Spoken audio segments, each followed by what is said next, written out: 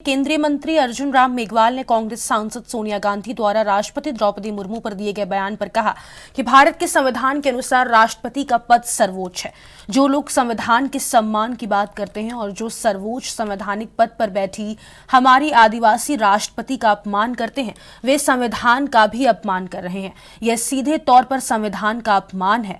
आपको लोकसभा में बोलने का मौका मिलेगा। अगर आप सकारात्मक आलोचना करना चाहते हैं तो लोकसभा उसके लिए मंच है। राष्ट्रपति के अभिभाषण के तुरंत बाद उन्होंने जो निम्न स्तर की टिप्पणी की है, मैं उसकी कड़ी निंदा करता हूं।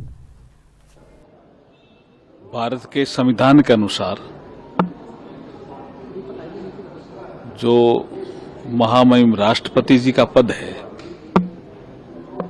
वो सर्वोच्च पद है। कॉन्स्टिट्यूशनल हेड जिसको हम बोलते हैं वो पद है। और जो लोग संविधान के सम्मान की बात करते हैं और जो संवैधानिक सर्वोच्च पद पर बैठे हमारे आदिवासी महामहिम राष्ट्रपति जी का अपमान करते हैं, वो संविधान का भी अपमान करते हैं। ये संविधान का सीधा अपमान है। जो राष्ट्रपति जी ने बोला, ये कोई पहली बार बोला? सोनिया गांधी जी जब एनएससी की चेयरमैन थी,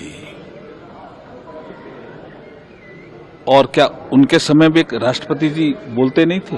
यहां आकर के संयुक्त सत्र को संबोधित नहीं करते थे? कभी बीजेपी ने राष्ट्रपति जी के बोलने पर कोई टिप्पणी नहीं की। राष्ट्रपति जी का सम्मान करना चाहिए। आपको लोकसभा में जो बोलने का मौका मिलेगा, आपको अगर कोई सकारात्मक आलोचना करनी है तो लोकसभा उसका एक प्लेटफॉर्म है। राष्ट्रपति जी के अभिभाषण के बाद तुरंत जो उन्होंने ये बहुत निम्न स्तर की टिप्पणी की है, मैं उसकी घोर शब्दों में।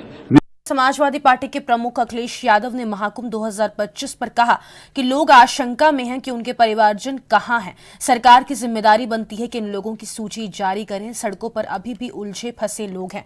मैं अभी लोकसभा के सेंट्रल हॉल में गया और वहीं महाकुंभ का विज्ञापन चल रहा था। अगर लोकसभा में महाकुंभ का विज्ञापन चल रहा है तो वहां जिम्मेदारी भारत सरकार की भी बनती है कि लोग सुरक्षित हों। यह महाकुंभ क्या कारोबार के लिए लगाया गया है? देखिए, प्रेसिडेंट स्पीच से ज्यादा जरूरी है कुंभ में जो लोग अभी भी लापता हैं, लोग आशंका में हैं कि उनके परिवार के सदस्य कहां हैं। सरकार की जिम्मेदारी बनती है कि ऐसे लोगों की सूची जारी करे। कोई ऐसा नंबर हो जिस पर वो कह सके, बता सकें, जिससे लगातार जानकारी उनके परिवार के लोगों को मिले, वो आशंका में न रहें। और दूसरा, सड़कों पे अभी भी उलझे फंसे लोग हैं, तो वो व्यवस्था जिम्मेदारी किसकी है? मैं अभी लोकसभा के सेंट्रल हॉल में गया, महाकुंभ का विज्ञापन चल रहा था। अगर लोकसभा में कुंभ का विज्ञापन चल रहा है, इसका मतलब जिम्मेदारी भारत सरकार की भी बनती है कि लोगों की सुरक्षा हो, वो सुरक्षित हो, और जो जिस श्रद्धा के साथ आता है वो श्रद्धा उनकी पूरी हो।